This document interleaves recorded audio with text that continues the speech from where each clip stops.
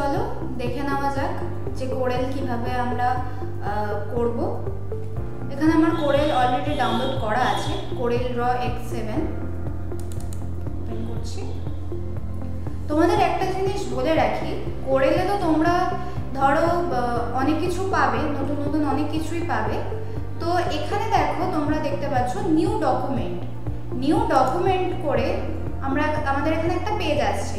এবার এর একটা শর্টকাট কি আছে, কন্ট্রোলের সাথে যদি N আমরা লিখি তাহলে আমাদের কি আসবে না নিউ পেজ, এই একটা নতুন পেজ আমাদের কিন্তু চলে আসবে।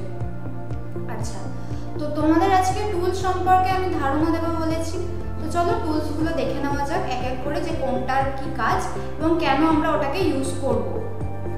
প্রথমেই আছে হচ্ছে আমাদের পিক টুল, দেখো লেখাও আসছে পিক টুলের কাজ কি, ধরো একটা রেক্ট্যাঙ্গেল আমি শেপ নিলাম,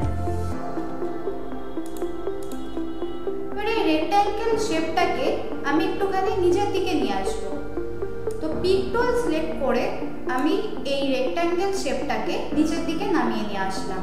মেইনলি কিসের জন্য আমাদের পিক টুলটা ইউজ হয়, আমাদের কোনো কিছু সিলেক্ট করার জন্য পিক টুলটা ইউজ হয়। এবং এর উপর এই ধরো আমি এই শেপটাকে রোটেট করতে চাই, তবে কি করব না এই শেপটার ওপর ডাবল ক্লিক করলে এটাকে রোটেট করা যাবে। এই যে রোটেট হয়ে গেল, বুঝতেই পারছো রোটেট এবং আমাদের সিলেকশনের জন্য আমরা কিন্তু পিক টুলটা ইউজ করব। কন্ট্রোল জেড করলাম। আচ্ছা, নেক্সট আসছে আমাদের শেপ টুল, এর শর্টকাট কিও আছে F10। শেপ টুলটা কিসের জন্য ইউজ করব, ধরো কেউ কোনো তোমাদের ইনস্টাগ্রামের লোগো কেউ বানাতে চায়, তো আমরা কি জানি ইনস্টাগ্রামের লোগোটা কিরকম হয় না একটু কার্ভ টাইপের হয়।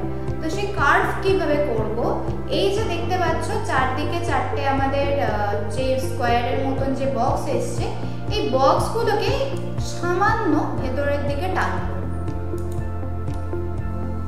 আরো যদি টানতে চাও আরো টানতে পারো, আরো একটু ভেতরের দিকে ঢুকবে। মানে শেপটাকে আমরা যখন চেঞ্জ করব তখন কিন্তু আমরা শেপ টুল ইউজ করব। এবং এরও আরো একটা শর্টকাট কি আছে সেটা পরে বলছি, সেই শর্টকাট কিটা কি এবং কেন এটা ইউজ হয়। আচ্ছা, তারপরে আছে আমাদের ক্রপ টুল কিসের জন্য ইউজ করব না, আমি ধরো এইটুখানি পার্টকে আমি ক্রপ করতে চাই, তার জন্য কিন্তু আমরা ক্রপ টুলটা ইউজ করব। তারপর যদি আমি এইটুখানি শেপটাকে ধরে যদি আমি ক্রপ করে দিই, আমার তো আগে আমি ভুল করে আগে ডিলিট প্রেস করে দিয়েছিলাম, কন্ট্রোল জেড করে দিই তাহলে আবার চলে আসবে। ধরো ক্রপ টুলটা নিয়ে আমি যদি এইটুখানি পার্টকে আমি যদি ক্রপ করতে চাই,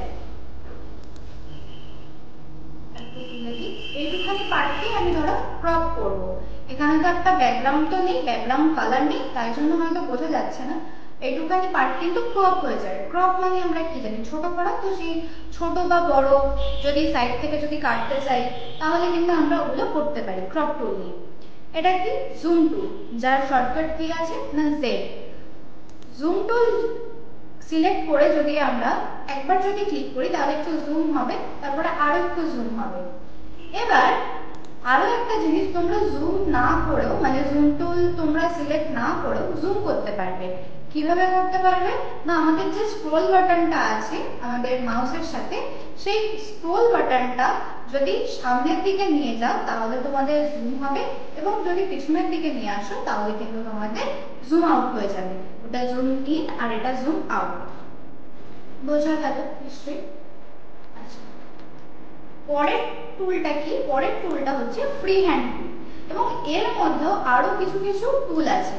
দেখো এই যে একটা ত্রিভুজের মতন অংশ দেখছো, এটার উপর ক্লিক করলে দেখতে পাবে এখানে বিভিন্ন ধরনের টুল আছে।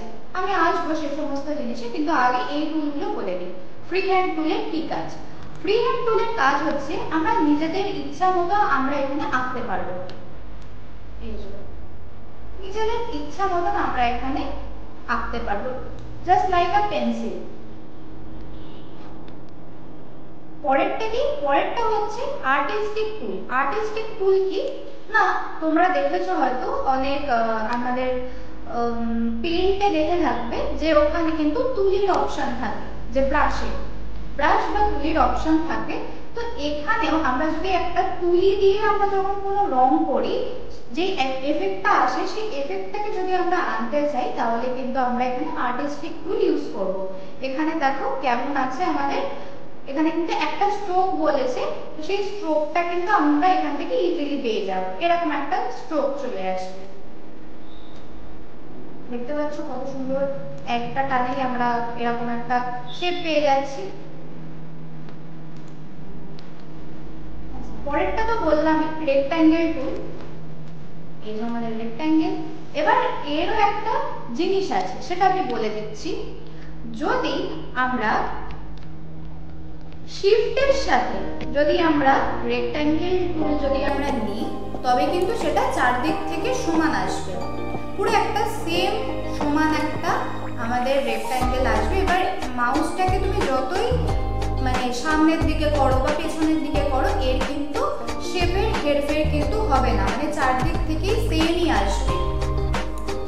মাউসটাকে ছেড়ে তারপর তোমরা কিন্তু শিফটটাকে ছাড়বে, তবে গিয়ে পারফেক্ট একটা চার ধার থেকে একটা সমান, মানে পুরো একটা রেক্ট্যাঙ্গেল পেয়ে যাবে বা স্কোয়ার পেয়ে যাবে।